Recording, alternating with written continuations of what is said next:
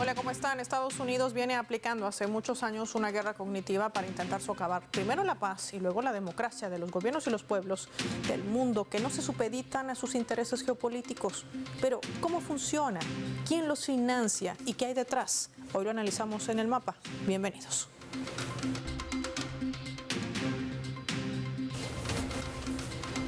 Les proponemos por eso desplegar nuestro mapa y revisar algunos datos claves para entender esta guerra cognitiva impulsada por Estados Unidos. Vamos a desplegar nuestro mapa mundi, identificar de color amarillo. Ahí lo tienen a naciones que hemos puesto como ejemplo esta jornada: Rusia, China, Irán, Cuba, Nicaragua y Venezuela. Países que han sido víctimas de esta guerra cognitiva impulsada por la Casa Blanca.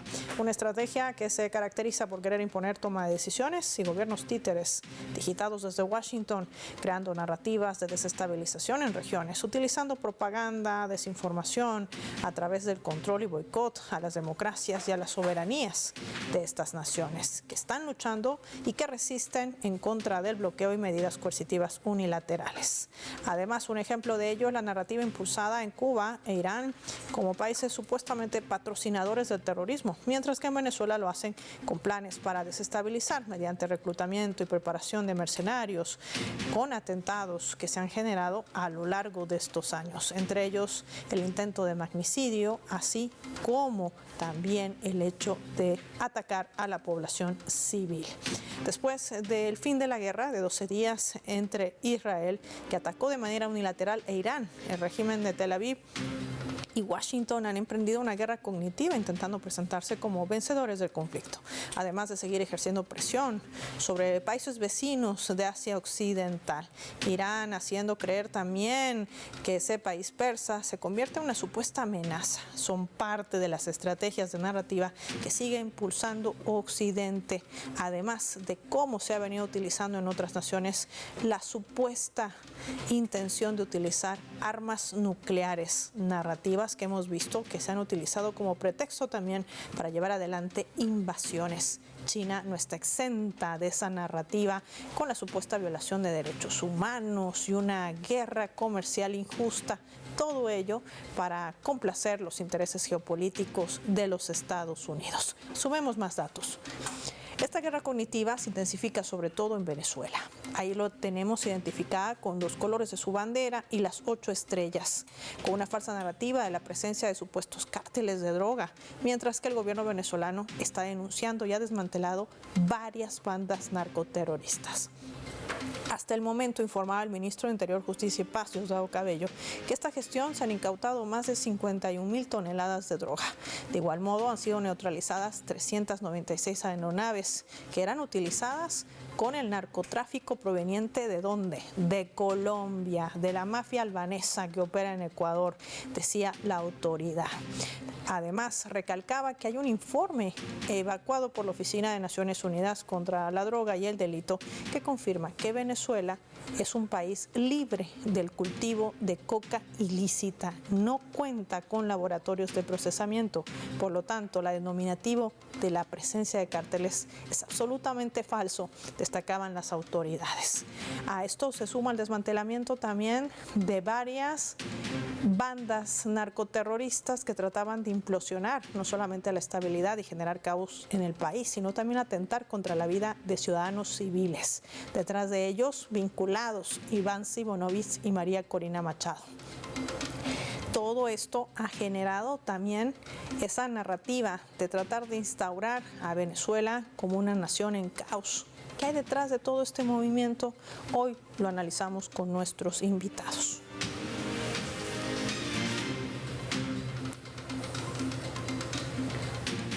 Desde Venezuela se conecta con el mapa de Telesur Orlando Romero Harrington, experto también en esta temática, además de ser analista internacional. Qué placer tenerte en el mapa, bienvenido. Hola Paola, un placer es para mí y un saludo afectuoso a todos tus espectadores. Orlando, empecemos por esto, por el inicio. ¿Qué es una guerra cognitiva? ¿Cómo funciona?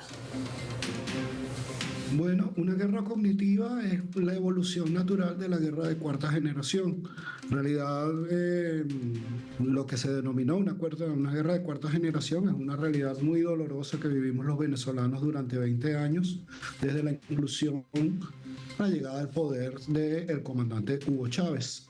La manifestación más reconocible y también la más abyecta de esta guerra mediática es el odio político, cosa que podemos ver los ciudadanos de Venezuela en todo momento, desde manifestaciones internas hasta manifestaciones externas. Evidentemente, esta guerra cognitiva, al ser una evolución de la guerra de cuarta generación, evita el desembarco y la movilización de tropas en los países enemigos, prefiriendo la guerra mediática, la guerra diplomática, el sabotaje, la infiltración a partir de la corrupción entre los cuadros del eje político enemigo. Y realmente el objeto de la guerra de cuarta generación y su nuevo, digamos, proyecto, que es la guerra cognitiva, es en el ámbito cultural y mediático, sobre todo. En algunos casos también son financistas directos de la contrarrevolución, pero el objetivo principal siempre y será mantener el control sobre la opinión mundial y la opinión pública. En este caso hablamos del salto definitivo de la sociedad hacia la sociedad de la información. Y en este momento y en este contexto, controlar la opinión pública es prácticamente controlar el poder, Paola. Sumando a este otro invitado, Arturo Barba, que también nos acompaña en directo desde México, a quien saludamos y recibimos en el mapa. Arturo, ¿esta estrategia es nueva? ¿Desde cuándo la implementa Estados Unidos y qué intereses geopolíticos persigue? ¿Qué tal? Muy buen día, gracias por la invitación. No es nueva, en realidad esto lo ha hecho siempre, y no solo Estados Unidos, a lo largo de la historia lo han hecho todos los imperios y lo hacen incluso los gobiernos de los distintos países. Es lo que definía el filósofo francés Louis Althusser como los aparatos ideológicos del Estado. Por supuesto, ahorita Donald Trump no se las ve de una manera tan sencilla, a diferencia de otras épocas en donde los medios de comunicación respondían de manera unilateral. En la actualidad en Estados Unidos tan solo Donald Trump enfrenta a buena parte de la prensa independiente, la prensa de calidad, que informan adecuadamente a su sociedad. Y por supuesto a nivel internacional, pues enfrentan a las redes sociales, enfrenta por supuesto también a otros gobiernos que ya no están sometidos bajo su régimen capitalista. Donald Trump ahora bajo sus principios del MAGA, por supuesto que se basa en la difusión de mentiras, ¿no?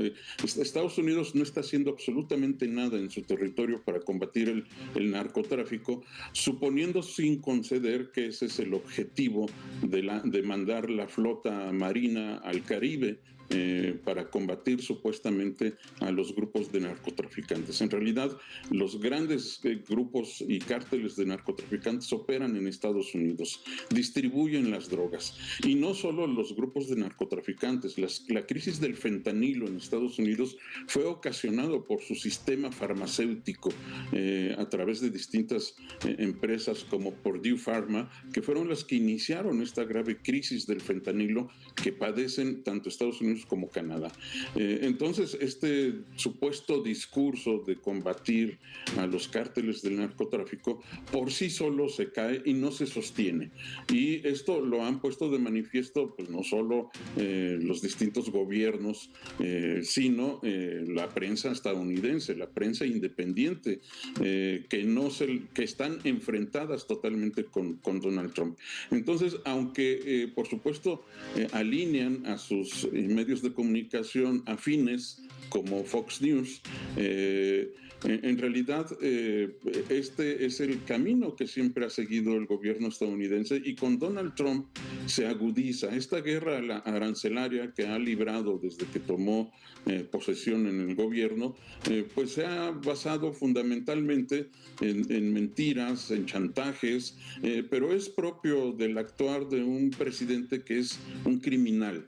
Y por supuesto que a nivel internacional carece mucho de credibilidad, aunque los gobiernos europeos y los gobiernos de muchos otros países han cedido a sus presiones. No se puede decir que el resto del mundo o la totalidad del mundo esté de acuerdo con sus objetivos y sus fines, pero siempre va a tener a su disposición un enorme aparato ideológico de medios de comunicación.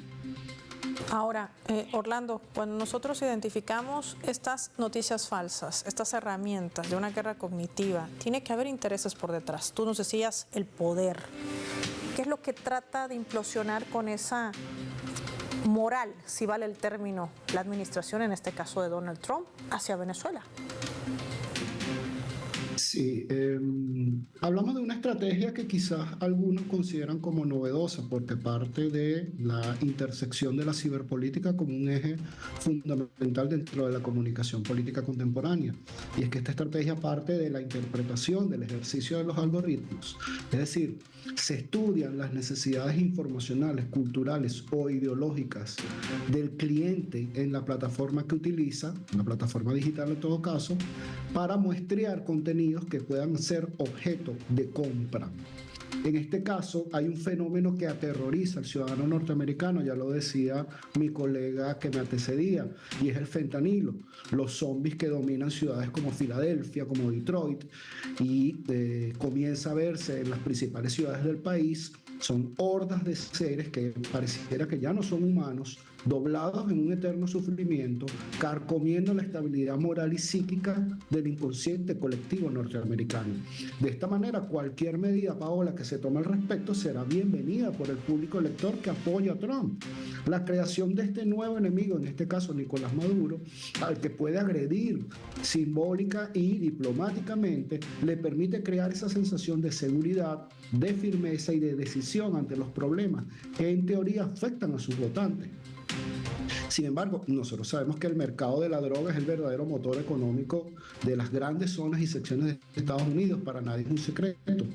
Entonces, la osadía de calificar al presidente venezolano como un drug dealer intenta rebajar simbólicamente a los referentes morales de la izquierda global, no solamente a Venezuela, no solamente a Latinoamérica. Intenta bajar el nivel de los referentes morales de la izquierda al nivel de Trump. Y lo primero que se puede decir es que la calidad moral del referente agresor no constituye un paradigma de evaluación para nadie. No somos iguales.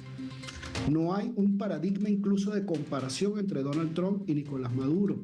En este preciso momento, el presidente de Venezuela se mantiene en unas condiciones materiales de existencia que son de dominio público. Todo su círculo y el que lo conoce sabe que el presidente es una persona humilde. Sin embargo, desde la otra acera estamos frente a una persona que hace alarde de posesiones, un empresario, una persona que está acusada por corrupción, por evasión de impuestos, por monopolio, por uso de trabajadores sexuales en condiciones oscuras, por soborno, un asiduo visitante y amigo de Jeffrey Epstein y en este momento coautor del genocidio que está transmitiendo todos los medios occidentales de manera insensata, el genocidio que está pasando en Gaza, Paola. Y esto, Orlando, lo que acabas de decir, tiene un peso importante. Si el agresor no tiene moral para lanzar esta narrativa cognitiva, ¿estamos frente a una narrativa cognitiva fallida? Por supuesto, estamos aquí frente al pívot de la reflexión que estamos haciendo y tienen que ser las elecciones generales en Estados Unidos, las elecciones para alcalde en Estados Unidos, que por lo que se pinta van a estar bastante difícil para el Partido Republicano, sobre todo en los centros urbanos de mayor extensión y en las ciudades y condados con presencia latina.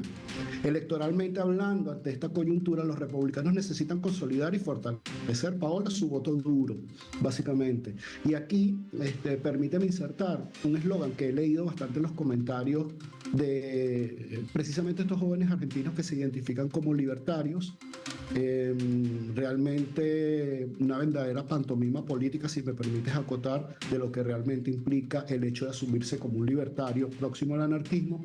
Pero sin meternos mucho en ese pantano, la frase entre comillas, Paola, dice: por eso es que lo voté, o para eso fue que lo voté. Esa frase se repite como un mantra dentro de los nuevos movimientos políticos de la derecha, crea contenidos, maneja la opinión pública en países como Argentina, por ejemplo, por ponerte un ejemplo aquí corto en Latinoamérica. Entonces, el ataque real o el ataque simbólico hacia el gobierno de Venezuela, por un lado, maquilla la concesión al oligopolio petrolero Chevron. Por otro lado, le pasa la mano por el hombro al núcleo anticomunista radicado en Florida, al cual ha golpeado sin piedad con las redadas del ICE, estoy hablando de Donald Trump. Este ataque, además, le permite seguir en el candelero político y en los titulares de la noticia de los principales medios de Estados Unidos. También le permite la lucha contra un nuevo enemigo que desvía las cámaras y los focos del infierno genocida que está desarrollando en este momento justo Israel, matando niños. Y por otro lado, y no menos importante para concluir, Paola, se encuentran el engavetamiento de los documentos de Jeffrey Epstein, un posible agente del Mossad israelí vinculado con orgías pedófilas en donde aparece el nombre de Donald Trump. Si estos documentos salen a la luz, van a mostrar el lado oscuro de la élite gobernante, y estamos hablando de temas bastante delicados que podrían simplemente implosionar la democracia como la conocemos en Estados Unidos, Pablo. Vamos a marcar, Orlando, y también para nuestro otro invitado, una pausa, pero al regreso sí me gustaría abrir este debate. ¿Cómo contrarrestar esta narrativa falsa, esta guerra cognitiva? Se ha colocado mucho sobre la mesa la inteligencia artificial. ¿Será que por eso Biden saltaba a la luz y decía, tiene que ser Estados Unidos el quien la controle y no China? De esto hablamos al regreso, no sin antes revisar nuestra escala.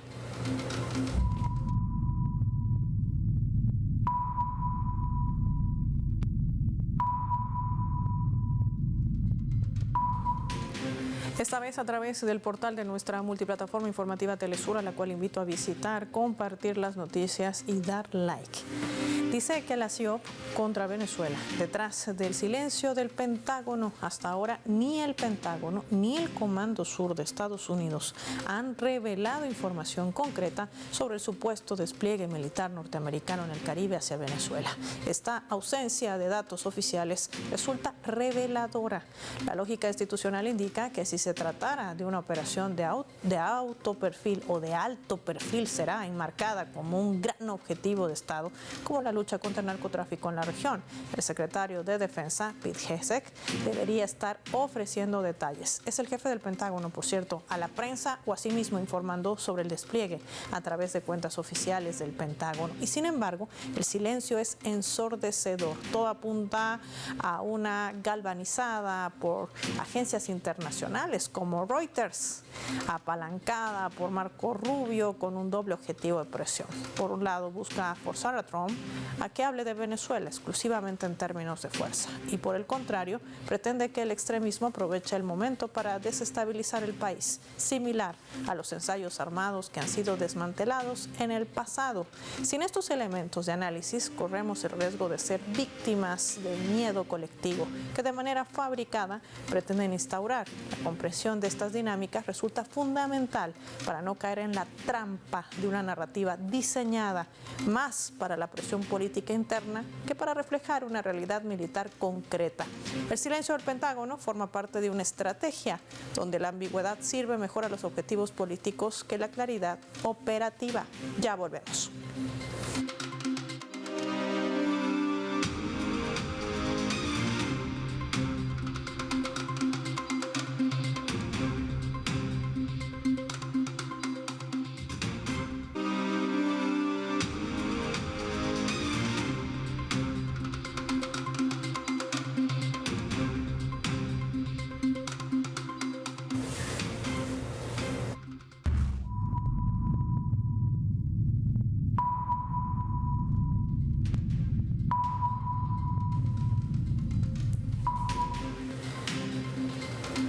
Vamos a sumar otro elemento también para el análisis a través de la fotografía. En la imagen vemos diversos titulares de medios de comunicación que le han seguido el juego de esta guerra cognitiva a Estados Unidos, específicamente contra Venezuela, incluidos los que difunden con bots e influencers pagados para generar una matriz de supuesto caos. Pero no le han dedicado ni un solo titular o párrafo o vídeo para denunciar los atentados terroristas que se pretendían perpetuar contra la población venezolana y el gobierno de Venezuela, financiados por Estados Unidos y liderados por la ultraderechista María Corina Machado e Iván Simonovic.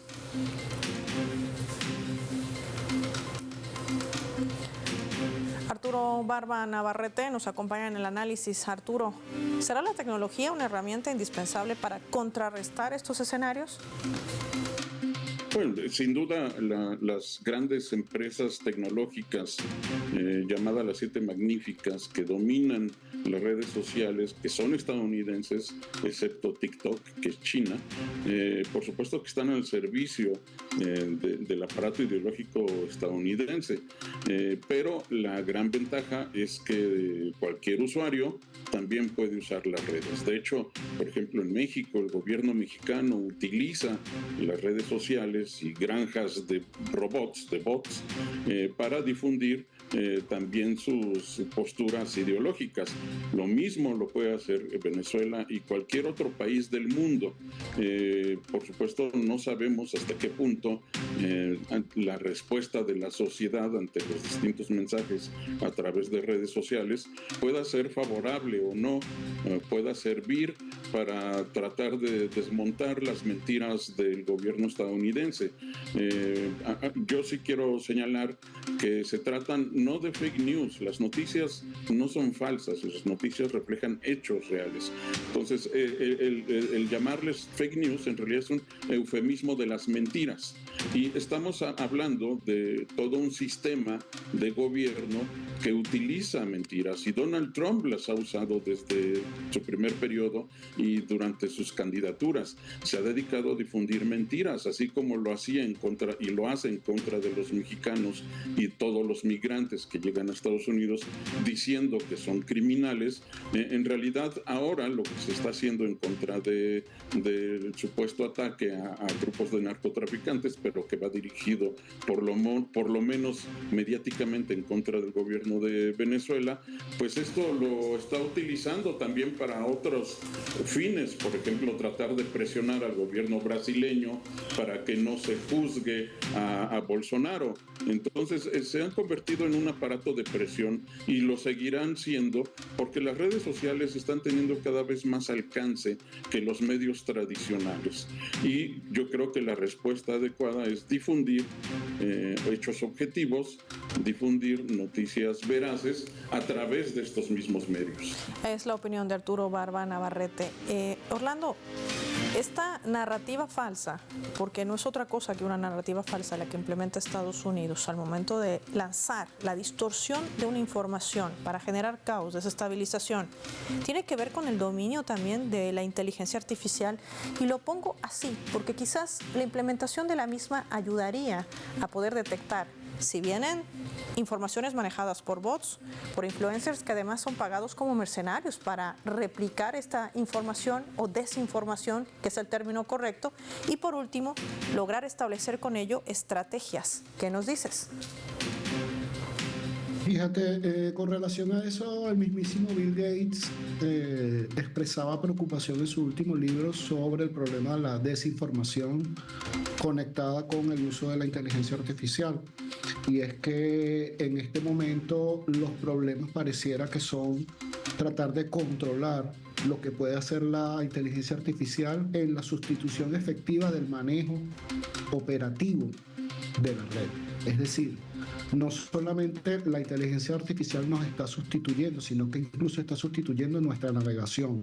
Cada día navegamos menos por internet, cada día consultamos menos páginas y cada día dependemos a nivel cognitivo en mayor manera de la inteligencia artificial. Eso no es un secreto para nadie. Lo importante aquí es conocer que los problemas de desinformación que afectan a Venezuela son problemas históricos. Son los mismos actores los mismos elementos, digamos, conceptuales manejados en la misma narrativa, pero en este caso está la inserción de rostros jóvenes, de nuevos formatos, de nuevas maneras de abordar el contenido político con humor, con ligereza, con banalidad, de diversas estrategias y diversos recursos. Todo esto en la vía de tratar de moldear la conciencia juvenil, sobre todo, puesto que ya la conciencia un poco más madura pareciera estar sumamente claro y posicionada políticamente acerca de lo que pasa en Venezuela. En todo caso, esta situación de agresión que mantiene Estados Unidos sobre Venezuela no solamente está satanizando al presidente Maduro y satanizando a toda la revolución bolivariana, calificándola de narcotraficante, sino que también está invisibilizando los actos heroicos de nuestras fuerzas de seguridad al detectar y contrarrestar movimientos de subversión, ¿no? Aquí se ha encontrado, ayer consultaba algunas fuentes, se ha encontrado un armamento bastante importante, se han encontrado situaciones, personas y sobre todo armas que implican una preocupación del gobierno por estas actuaciones. Sin embargo, y creo que para concluir, aquí hablamos de que en el caso fallido de una acción militar o un intento de sabotaje o subversión por parte de estos organismos de extrema derecha, aquí hablamos de una hilera de naipes que puede ocasionar un desequilibrio político y geoterritorial en todo el continente, Paola. Aquí puede arder Troya, y desde la caída de Javier Milei en Argentina, una revolución popular en Ecuador, una revolución popular en Colombia, el fortalecimiento de la unidad geopolítica de Brasil, de Chile, de Venezuela, en un sismo solamente posible para los investigadores y los analistas que entienden el profundo antiamericanismo que existe como corriente principal ideológica en todo el continente latinoamericano. Y aquí digo entienden, y lo subrayo, porque para entenderlo hay que vivirlo, hay que sumergirse, hay que nadar y sentir en las condiciones de vida, en todos los colores y toda la amplitud del espectro económico, político, cultural que se vive en América Latina. Y en todos esos estratos, Paola, yo diría que en las clases populares de todo nuestro continente existe una profunda identidad y un profundo sentimiento de soberanía sobre la tierra que se está pisando. En todo caso, estos documentos que le entregaron al presidente de Estados Unidos, en donde le decían que el pueblo venezolano iba a someterse a la voluntad imperialista por la caída de un cuadro, por una invasión, por una agresión, no solamente tiene unas premisas que parten de una profunda ignorancia del comportamiento político del venezolano, una ignorancia de la historia y sobre todo una ignorancia de la extensión de esta revolución bolivariana en el tejido popular orgánico del país. Han malinterpretado además la decisión de los venezolanos de permitirse de manera colectiva decidir el destino de sus recursos, el destino de su vivencia y la transformación cotidiana de todas las condiciones materiales de su existencia, Paola. Y esa articulación es la que no logra entender Occidente ni la administración de Donald Trump, lo que nos dice nuestro invitado Orlando Romero Harrington. Orlando, gracias como siempre, y también al señor Bárbara Navarrete por habernos acompañado hoy en su análisis para el mapa de Telesur. Finaliza el programa rápidamente y lo hacemos con nuestros vectores.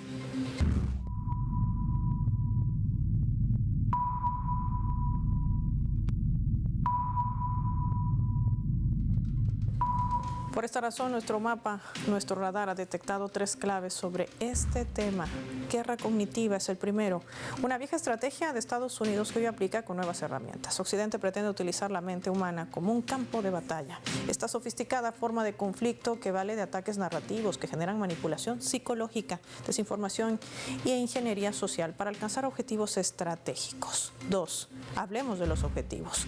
Dentro de ellos está generar caos y desestabilización de gobiernos y pueblos que no se supeditan a los intereses y directrices de la Casa Blanca, tratando de instaurar narrativas falsas en su intento por generar influencias geopolíticas para tratar de inclinar esa balanza a su favor, aunque no puedan esconder los logros que alcanzan estos gobiernos y los pueblos que no están dispuestos a entregar su soberanía territorial.